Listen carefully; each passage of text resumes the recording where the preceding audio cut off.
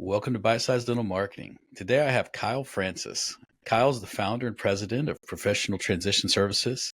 Kyle, I know you went to school with Matt Zolfo. You got your bachelor's in entrepreneurship and sales from Baylor, and then from there you did some stuff. I don't know exactly what, but I know that in 2007 you started your current company, and you guys have sold around 400 practices. And when I kicked the company off in 2014, I barely heard of you, and now it seems like you're everywhere. So, man, I would love to know the story of how you got into dentistry and what led you to today. Well, thanks for having me. I appreciate it. But I guess first things first, if you know Matt Zolfo, please don't hold that against me, first and foremost. But long story short, I did go to Baylor. I very much went there because they had an entrepreneurship program. I come from a line of entrepreneurs. I think I'm fourth generation entrepreneur at this point. And so definitely understood the roller coaster that I was going to be getting on. Coming out of school, I very much thought I wanted to get involved in institutional capital. I'd seen kind of my dad and uncle and selling different businesses, all that kind of stuff, and I really liked the overall process. So I had an offer on my plate from Goldman Sachs. I very much thought I was going to go that direction. I did a week-long shadow program at their IB division up in Dallas, and saw the way they live life and just wasn't quite what I wanted, So, 100-hour work weeks, 200 days a year on the road, it just wasn't what I wanted out of life. And so the other way of getting involved within that type of world is by specializing in an industry. And so I took a couple hundred interviews out of college. I know that sounds goofy, but I really did. And I found this funny little world of dentistry. All these little entrepreneurs out there, some of them knew what they were doing, most of them didn't. And I was like, well, shoot, I can help them if nothing else. So Matt Zolfo is the one who got me in. So I called him up, and in my best Matt Zolfo impression is like, Francis, you got to come up here. This is crazy. And so I was like, okay, well, I got to learn it first, right? So I went on board with Sullivan Shine at that point, now Henry Shine, and went on board to sell high-end equipment, right? So started out with technology, started building offices out in West Texas. I've got a baby face. People weren't taking me very seriously, so I started to do a whole bunch of contract work. So I'd do lease renegotiations, buy-sell agreements, associateship placements, really anything I could get my hands on that people would take me seriously. And I was just doing it as horse trading, right? So that way they, bought their cone beam from me or bought, another operatory of equipment, those kind of things. By 2007, I was getting more calls for that than anything else. So I started up a company to specialize in the transitions and transaction space. And I guess just no looking back from that point on. I mean, I love the clinical side of dentistry. So I've worked as a dental implant rep and then helped build sales teams for dental implant companies across the country. And that's fun, but man, I love the M&A side of the business. I've owned 25 practices myself. I'm not the best operator in the history of the world, though. So I think that I've kind of found my niche, and it allows me to kind of capitalize on what I knew coming out, which is going to be more of institutional capital type of discussions. And so it's kind of funny. My bio might need to be updated. So we just finished our 550th transaction this last month, which is kind of fun. And kind of scaling up in size overall. Vast majority of our transactions are with practices kind of in the $2 million to $15 million range in terms of overall revenue. We've done a lot larger deals than that as well, but that's probably our bread and butter. And it just so happens that my career coincided with the consolidation of this industry, right? So better lucky than good, quite frankly. And because I had no idea it was coming. I wish I was prescient in that way. I'm not. So Agreed. Yeah.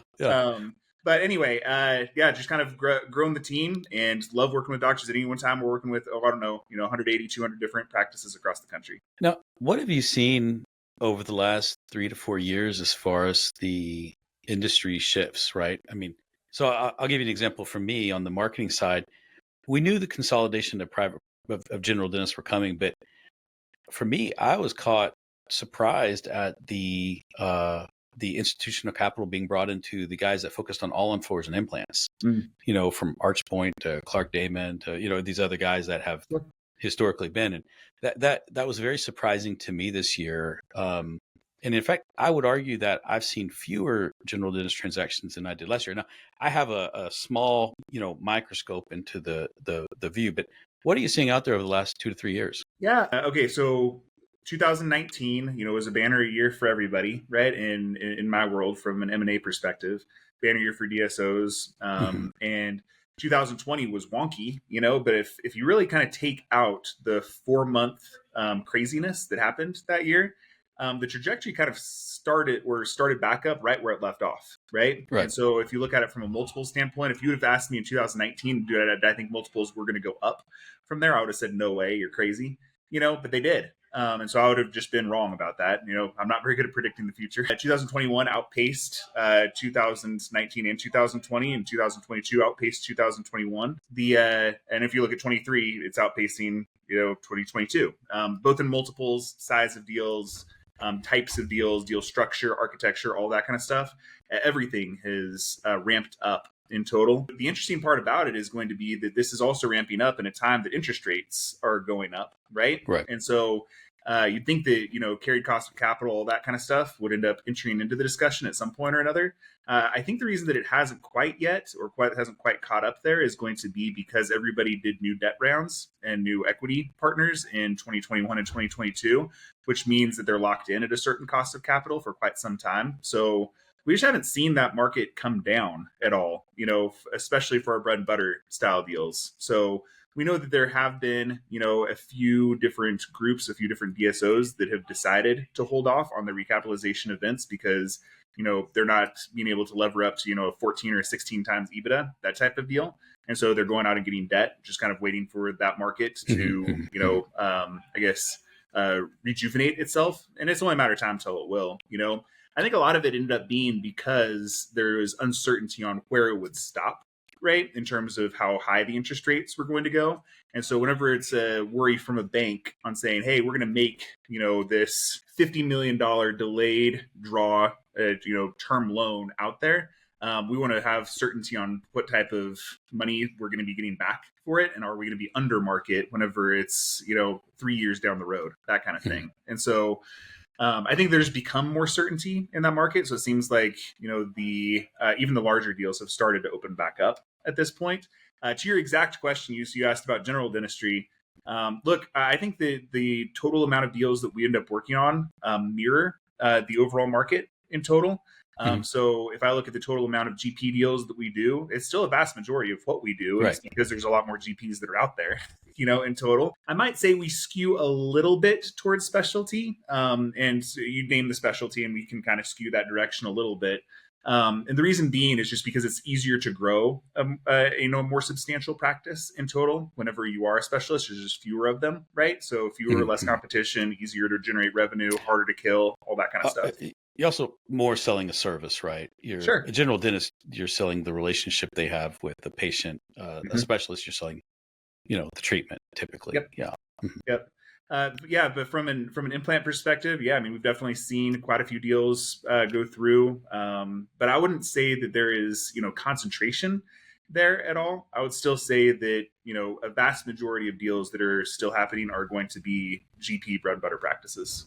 There's been some talk of, we'll end up somewhere around 70 to 80% consolidated in, X number of years. I definitely want to hear your view on that. And the second question I have is, at every sort of chunk of, I'm sure there's these tranches of consolidation that occur where, you're less likely to get that second bite of the apple or the payout at the end.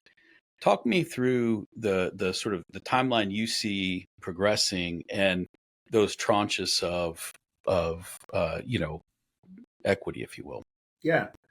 Well, so I guess keep in mind that consolidation is not new, right? And this is the 1,000th industry that this is occurring in, and so it's been occurring since, before you and I were born, right? And if I look at the different types of capital architecture to get you there, the first part typically is going to be, you get a first mover advantage, right? And if you're one of the people who started those groups to start out with, you can do very, very, very well. However, with the lack of competition there, the style of deal is going to be shrunk in total, right? So you only have maybe one or two different types of options.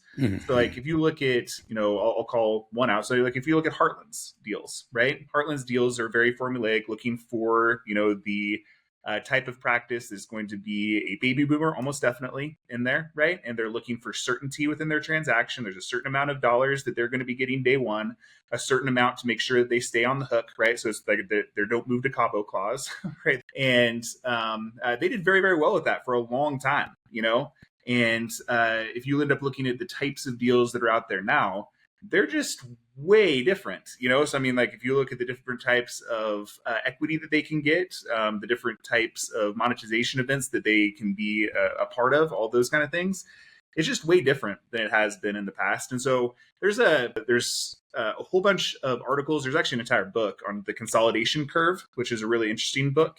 And nearly all industries kind of go through this cycle in total, right? So in dentistry, the reason that it took so much longer than the rest of healthcare to get there is going to be because we're just more mom and pop. We were way more segmented in total. It's a lot easier to put together, really, really large urology or, general surgery practices, under a hospital architecture, those kind of things. And so dental is just, it took longer to do it. Right. But if you look at where we are right now, we're probably, best guess is going to be somewhere between 30 and 35% consolidated, something like that. It's taken us, round about, 10 years to get to this point. From a speed standpoint, we probably have another, 7 years left, something like that, which means a couple of recap events. And we're kind of closing in on, we're probably maybe only going to have one recap event, right? So my tune will change once I think that we're only going to be 5 years out. I don't think we're there yet. And, I think that if you look at the rest of medicine as precursors, if you end up looking at retail concepts, the type of consolidation that we should expect is right around the 70% range. There's a lot of white papers about that as well. So anyway, and it could be just kind of somewhere around there. So I guess whenever I think about it from a doctor's perspective, thing one is, you don't need to do a darn thing, right? Because if there's always going to be 30% of practices that are not consolidated, there's no necessity to do this, right? Right.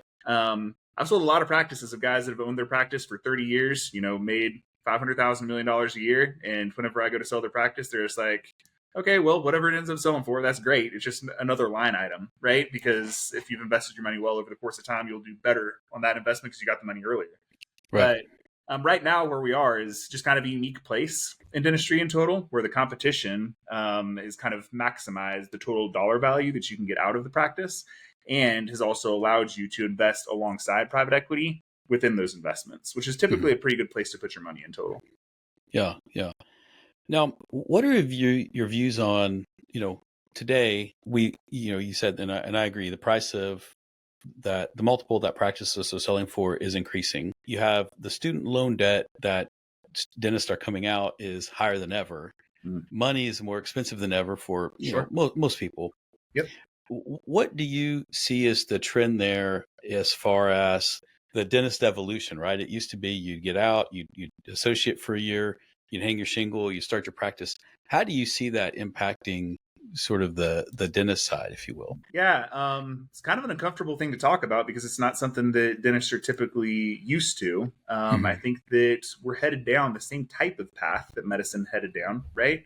And if you look at, most medical providers back in the 1950s, 60s, and 70s, most of them were mom and pop practices too, and consolidation came in the 1980s to the hospital environments, all that kind of stuff.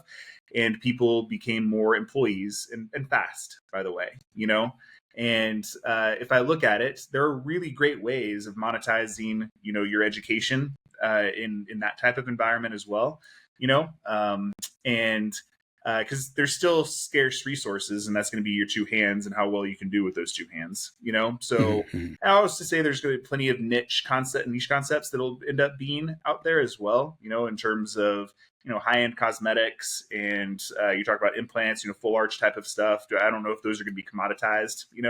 I also think about dentistry is just as much of an art as it is a science. So it's a lot harder to commoditize, or it's a lot easier to commoditize things like pharmacy, right?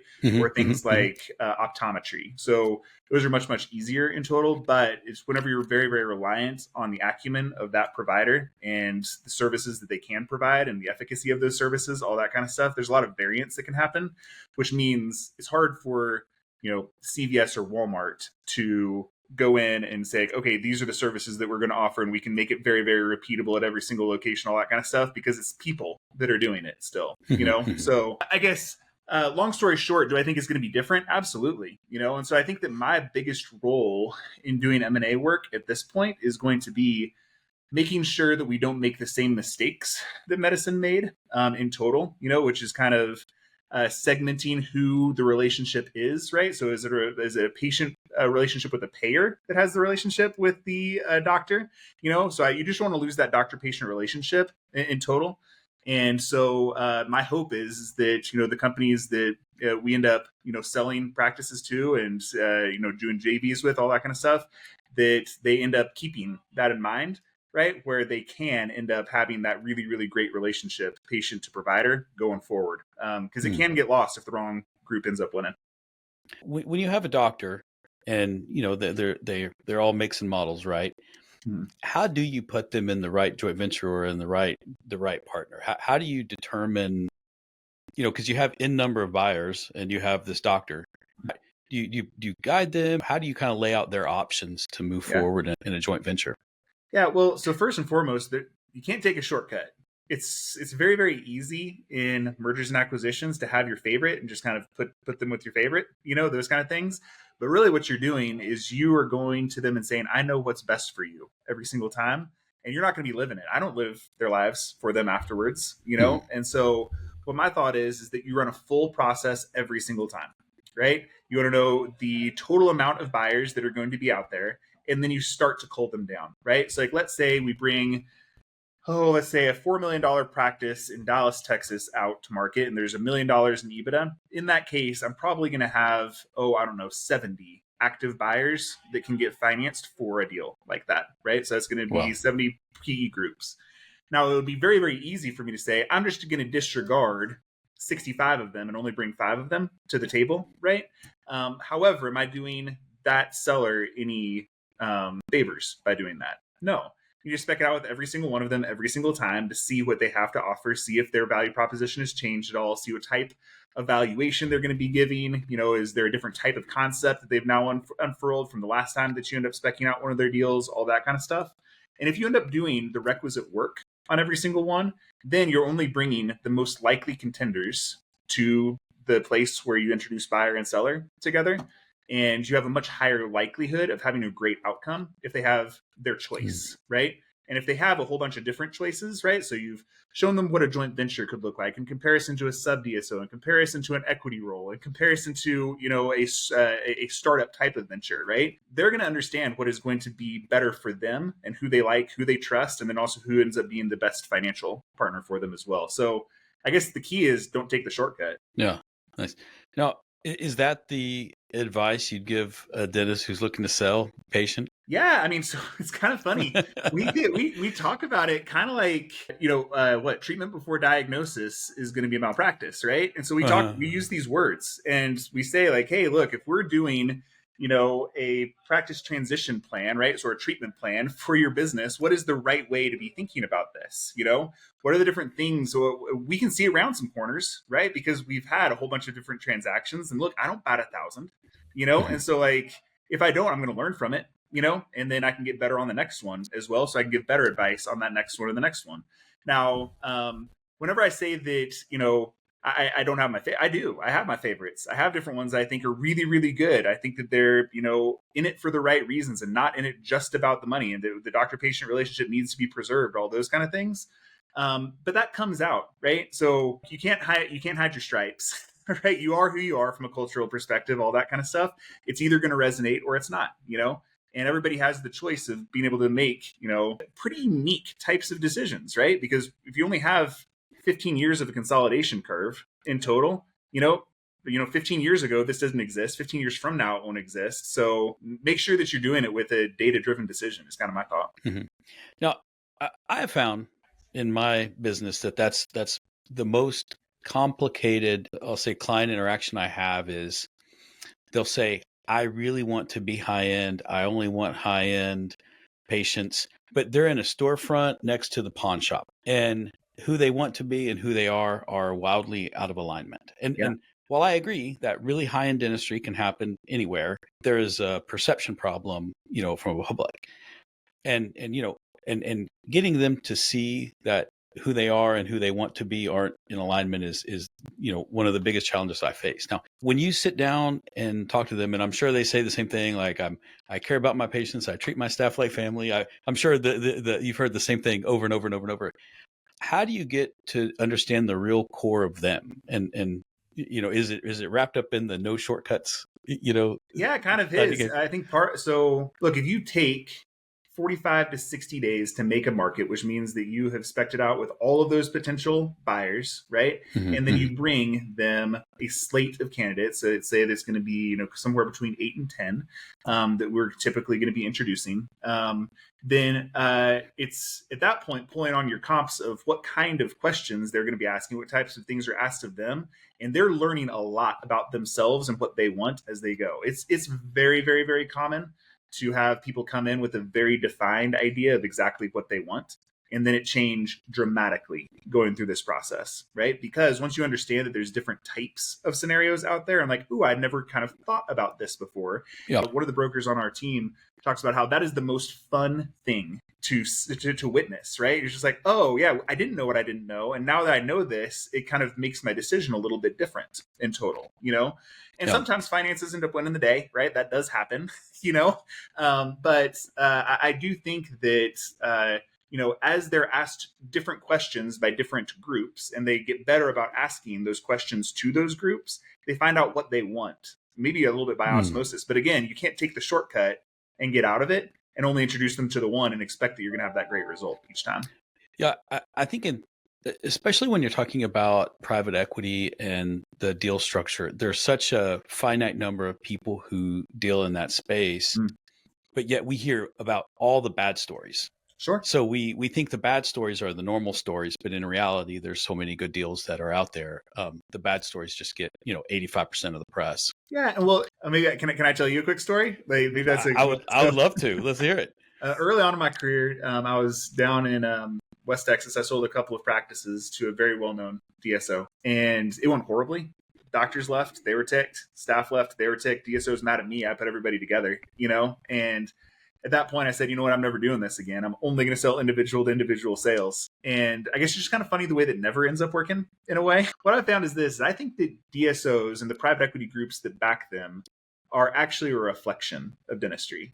I think there are good providers and I think there are bad providers out there. I've dealt with both, right? I think there are good DSOs and I think there's bad ones out there as well. I've dealt with both. And what I do know is this, is that, look, if I look at the happiness indicators, on the back end of a deal, we end up getting about the exact same success rate going individual to individual or individual to group, right? And the reason for that is everybody's people, Yep. And so the way that I think you end up having that, happiness go up and success rates, long-term success rate go up, is going to be by looking at a whole bunch of different types of options. So that way your architecture is more founded, right? So you have the foundation to make that best decision, But look, it's kind of funny. If you put, I remember talking to some guy about this, where if you put a really, really great clinician with a really terrible DSO, it's a dumpster fire. It's absolutely terrible. The opposite is also true. You put a really terrible clinician with a really great DSO, equally as bad. You put a bad clinician with a bad DSO, surprisingly enough, kind of works out.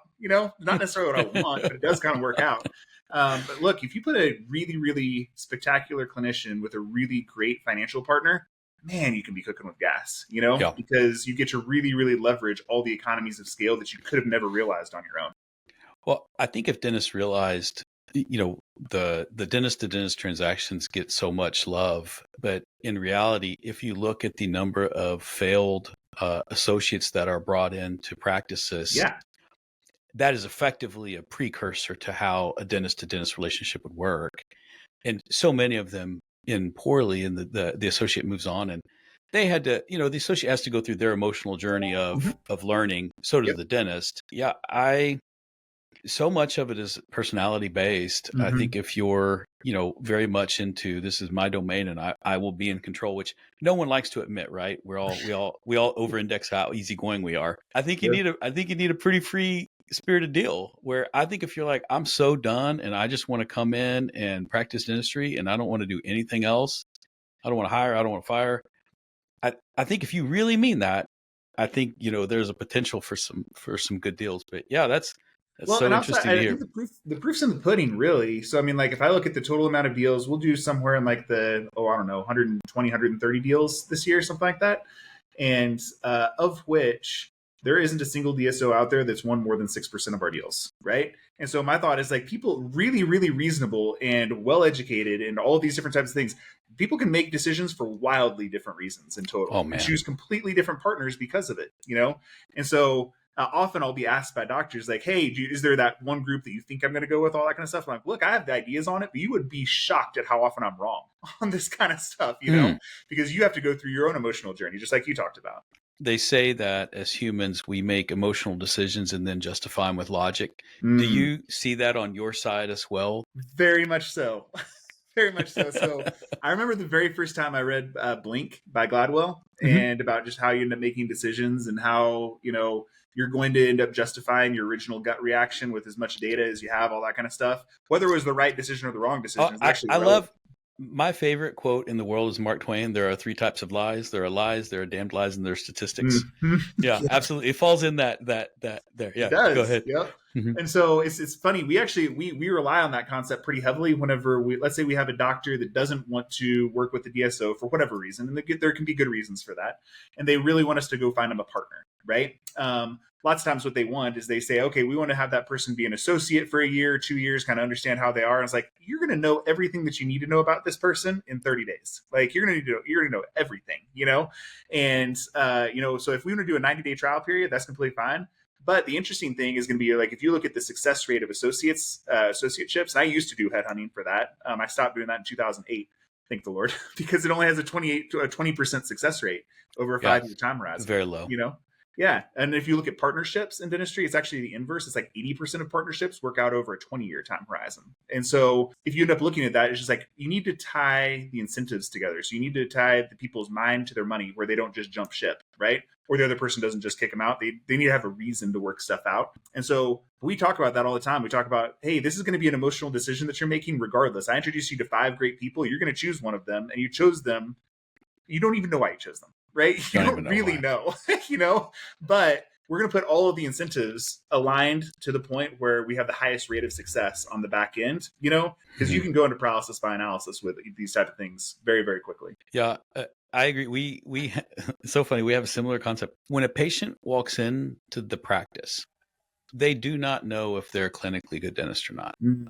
And in fact, I'm going to argue that even you and I being in the field for as long as we are, I would argue we probably don't know a clinically good dentist from a clinically average one. We Yep. do, however, know the confidence that they inspire us, how they make us feel. And then if someone we have confidence in and we associate with, we immediately attribute, very high clinical success to. And Mhm. but it's an emotional decision. I couldn't tell you the crown margins, prep, and occlusion from one to Right. another. I Yeah. can tell you if you put a gun to my head and said, "Who's the best dentist in in our network?" I could probably name 3 or 4 names that I think are accurate, but it's completely emotional. I agree with you. Yeah, yeah. Yep. Gosh, well, Cal, where do you see the next 6 to 8 months taking the market? Are we going to continue through the growth and I higher mean, so multiples and more my deals? thought. Oh, sorry about that. My thought is like I would love to be the person on the forefront calling for, oh my gosh, we're about to see this big change, all that kind of Hmm. stuff. I've just noticed how wrong I've been in the past whenever I try to do that. And so what I think is this is that the way that the multiples have all kind of worked themselves out and the way that the deal structures have worked themselves out, the amount of capital that's still on the sidelines, the amount of interest that there is in investing within dentistry at this point as well. Because of all that, there's just a lot of tailwinds in total. And look, if I look at 2007, which is the last time we were in this type of rate structure from a cost of capital perspective, that was a banner year for M&A firms and a banner year for leveraged buyouts, which is what we're talking about here. That's what Right. consolidation is leveraged buyouts compounding upon each other. And so I know it can be done at this level, right? So if it can, it's like, well, who am I to say that like there's this big change coming? All things equal, I have been shocked that there hasn't been any change, but I just haven't seen it Hmm. yet. So if I haven't seen it yet, it's hard for me to project that into the future. I think, Yeah. there's a lot of tailwinds pushing us towards, continued consolidation. And I don't see that changing. Yeah. Agreed. Agreed. Well, Kyle, thank you so much for your time. I mean, it's been a pleasure, and every time someone from your company's on, I learn I learned a ton more. So this is awesome. Well, it was my pleasure, and thank you very much for having me. So it was great.